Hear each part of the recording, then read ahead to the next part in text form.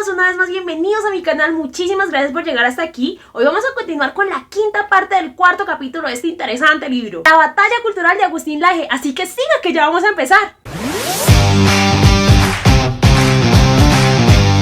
La forma más avanzada del sistema postindustrial es la economía digital. Uy, ¿y eso por qué? Pues porque las tecnologías digitales y conectivas se han articulado de tal manera con los procesos productivos, distributivos y financieros. Es que Internet no solamente configura un hiperespacio para lo estético y lo expresivo, sino también para lo económico y lo financiero. Y es justamente en este hiperespacio donde las esferas política, económica y cultural otra vez se mezclan. Y es que tal como lo dijo por allá en 1993 Al Gore, que antes el poder económico estaba determinado por la calidad de las carreteras, por la profundidad de los puertos, pero hoy en día el poder económico está determinado por la capacidad de transmitir grandes cantidades de información rápidamente y de forma segura. Y ese poder económico también está dado por la capacidad de comprender, procesar y utilizar dicha información. Entonces no sería descabellado pensar que así como en otras ocasiones los estados se han peleado por territorios, pues es muy sencillo imaginarnos que también se peleen por quién domina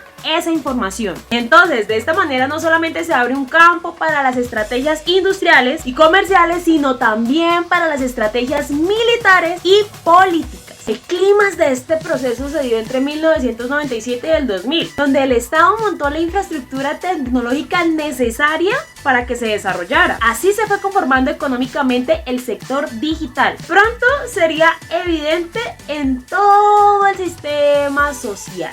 Y además por la parte política, las tecnologías de vigilancia tuvieron su vía libre, ya que después del atentado del 11 de septiembre del 2001 fueron legitimados por el Estado. Y aquí cabría plantearse la pregunta, ¿hasta qué punto el gobierno y las empresas tecnológicas están articulados? Entonces la economía digital iba en coche porque se pudo desarrollar en una sociedad de vigilancia ya establecida por el mismísimo Estado. Y sería demasiado ingenuo de nuestra parte creer que el mundo digital está separado de los gobiernos, porque no es así. Sino un ejemplo sencillito, ¿por qué cree que hay censura en las redes sociales? La economía digital está basada en el registro y el procesamiento de datos, aunque al inicio no fue así. Por ejemplo, Google, en sus primeros años la empresa veía el flujo de navegación constante de datos de sus visitantes, pero como un desecho sin valor. Ya después, buscando alternativas comerciales, encontraron que el negocio de la publicidad dirigida podría vivir una revolución si se utilizaban esas enormes cantidades de datos que ellos tenían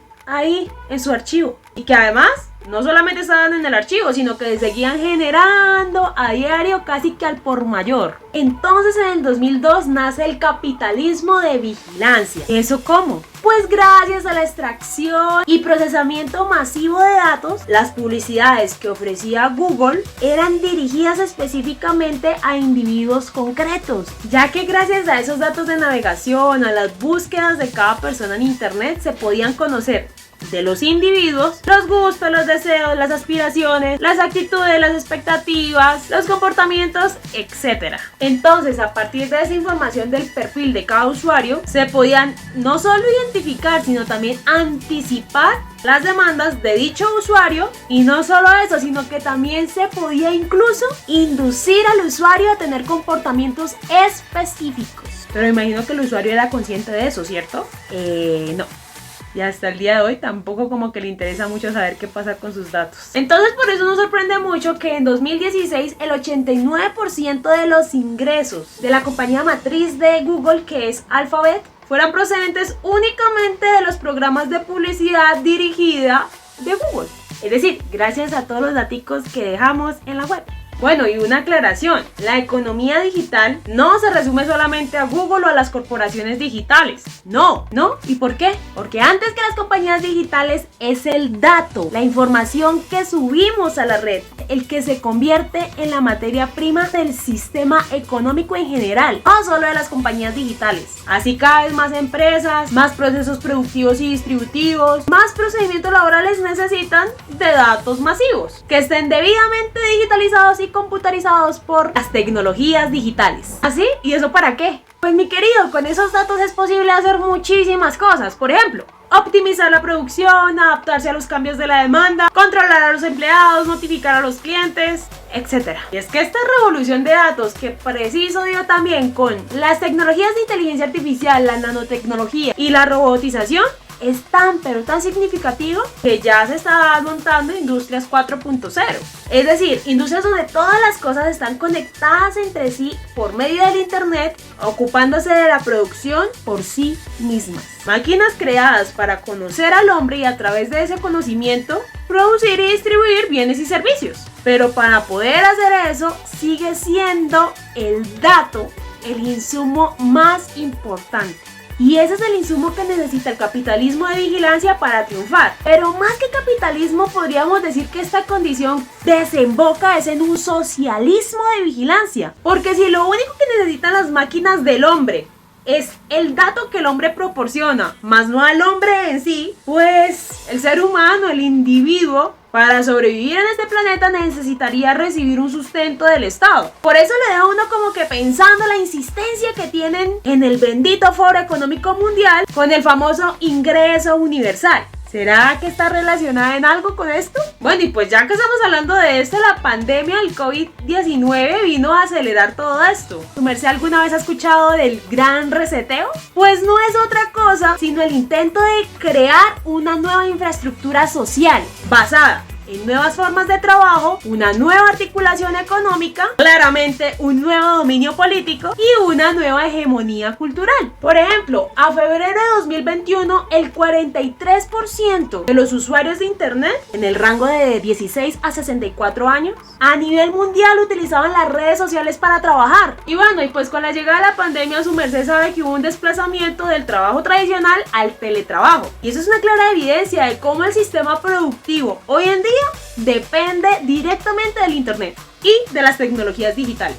En pocas palabras, las plataformas digitales se supone que brindan un servicio a los usuarios mientras explotan sus datos. Entonces, si el dato del usuario es la materia prima, el usuario es la fuente. Y es que claramente ahí se ve una de las razones de la creciente absorción de la vida de la gente por parte de las tecnologías digitales. Porque es que la totalidad de la vida del humano es en potencia un gran proveedor de datos. Por eso es que normalmente vemos que se van actualizando las aplicaciones, los medios tecnológicos, para que nosotros vayamos registrando nuestro día a día, minuto y minuto allí, que ni nos demos cuenta que le estamos dando toda nuestra vida a la red, estamos digitalizándola. El propio director ejecutivo de Google en 2015 en el Foro Económico Mundial vaticinó que en el futuro habrían tantos dispositivos, tantos sensores, tantas cosas que incluso llevaríamos puestas, en las cuales interactuaríamos y ni siquiera nos íbamos a dar cuenta de ello. Y aunque entre el mundo online y el mundo offline debe haber una mediación digital, se ha vuelto casi que transparente porque nos hemos habituado tanto a estos dispositivos, tanto a los smartphones, tanto a los sensores, que vivimos en un mundo siempre mediado por lo digital, pero no somos conscientes de eso. Sí, porque antes por lo menos éramos conscientes de que estábamos entrando al mundo digital cuando nos sentábamos en un computador. Pero hoy en día hasta el reloj que llevamos puesto puede tener las mismas funciones de un computador y estar llevando cada dato de nosotros a la Big Data. Imagínense cómo será la dimensión del asunto, que la cantidad de cosas conectadas a la red hace rato que superaron la cantidad de personas conectadas a la red. Para que su merced se haga una idea, en el año 2018 se contaron 4.100 millones de personas conectadas a internet. En ese mismo año también se contaron 23.000 millones de cosas conectadas a la red. Pero para el año 2020 en Estados Unidos, en promedio, cada hogar tenía 10 dispositivos conectados a la red. Y en Australia, 17 dispositivos conectados a la red. Entonces, como la economía digital depende 100% del dato que el usuario proporciona, incita al usuario a que tenga una vida compulsivamente dadora de esos datos. Y es que si miramos, el sistema demanda prácticamente un sistema de exposición total de nuestra parte. Esa imperiosa necesidad del sistema digital de extraer información de nosotros sería totalmente impotente si nosotros no quisiéramos dar datos, si nos reserváramos alguito para nosotros. Pero pues somos humanos y terminamos cediendo a ese imperativo extractor del dato y nuestra vida termina convirtiéndose en todo un espectáculo. Y es justamente esa exposición de la vida de nosotros, de las personas, lo que lo convierte en un producto cultural más. Entonces, en la economía digital, el dato revela, en el caso de las personas, a nivel individual, una psicología particular, pero a nivel agregado, revela el estado de una cultura. Lo que se puede saber y conocer es la cultura de una sociedad entera. Bueno, y ese es otro asunto. Resulta que el hecho de saber en este contexto es la otra cara de la moneda del poder, ya que traducir la personalidad y la cultura de los individuos en datos para que sean el insumo en la economía digital, pues genera mayores ventajas de mercado, útiles no solamente para predecir la conducta de una sociedad, sino también para manipularla, para no solo intervenirla, sino también modificarla, según los propósitos de quienes manejan las corporaciones tecnológicas. Así, manipulaciones conductuales se convierten fácilmente en operaciones de ingeniería social.